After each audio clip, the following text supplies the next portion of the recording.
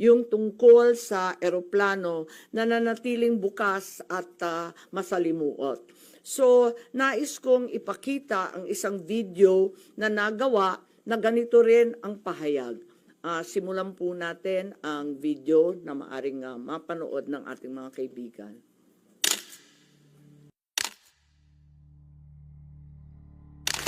Enero 28, 2024, sa first Maisog Rally sa Davao, nagliyab ang balita at social media. Matapang, walang preno. Mr. President, baka susunod ka sa dinaanan ng tatay mo. Diyan ako takot. Ayaw ko mangyari sa iyo yan.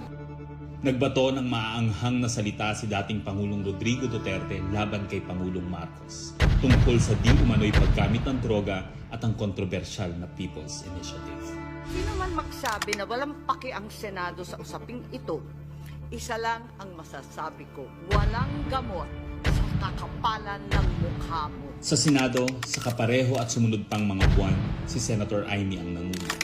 Pakialam sa PR, wala kayong pakialam sa PR, wala kayong pakialam sa PR. Siya ang unang nagtawag ng pansin.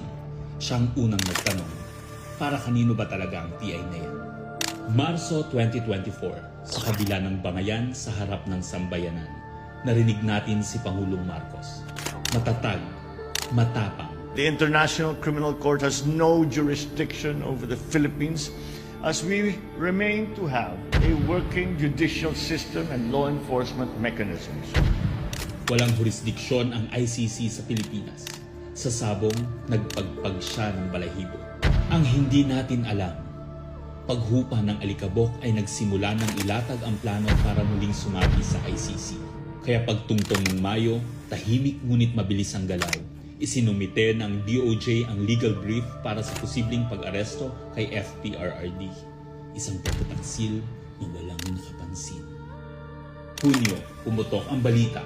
Nagbitaw si VP Sara bilang DepEd Secretary.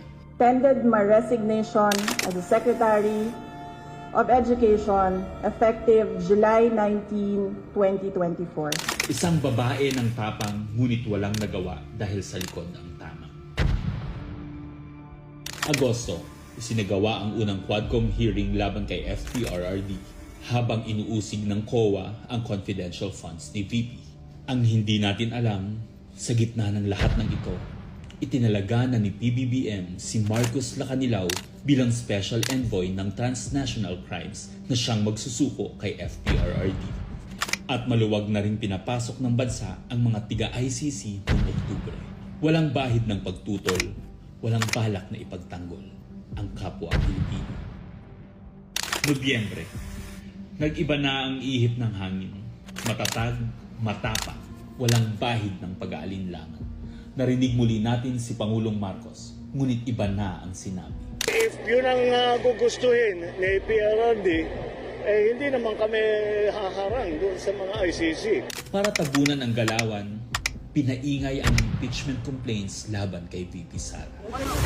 The Office of the Secretary General will transmit the 2 impeachment complaints filed against Vice President Sara Duterte.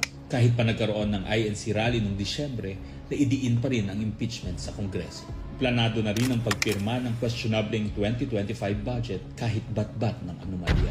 Enero 25, 2025, sinimulan na ang Oplan Tugis o Operation Pursuit, ang lihim na operasyon para hulihin si Duterte. Pagsampa ng Pebrero, nag-apply ng arrest warrant ang ICC prosecutor.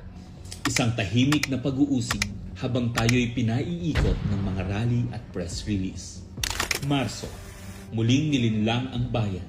Humingi daw ng 60-day extension ang DOJ para sa EJK report noong Marso 6. Pero ang totoo, nakabinbin na ang arrest warrant mula sa ICC chamber Marso 7 hanggang 10. Ang hindi natin alam, Marso 11, 2025, sa kanyang pagbalik sa Pilipinas, hindi pa man bumababa ng eroplano si FPRRD, isinagawa na ang pag-aresto. Maingay ang paligid, magulo, pero ang dating Pangulo ay nanatiling kalmado. Isinakay siya papuntang The Hague alas 11 ng gabi. Kasama sa eroplano si Marcos Lacanilao, ang nagkanulo, ang nagsuko, Pero kanino ang sisi? Sa mga utusan o sa nag-utos? Managot ang dapat managot, nakalatag na. It's a request to the Philippine government from Interpol enforce the arrest warrant. And we have commitments to them. Ayaw nila ipagpatuloy ang pag-iimbestiga. Maliwanag na ang buong administrasyon na ito mula sa pinakataas hanggang sa galamay. Nagplano. Ikaw ho ba nagplano ng lahat ng ito? Hindi naman. It was a group effort. Secretary Chidoro was there, Secretary Aniong was there too, and the President and I. Nagsakatuparan.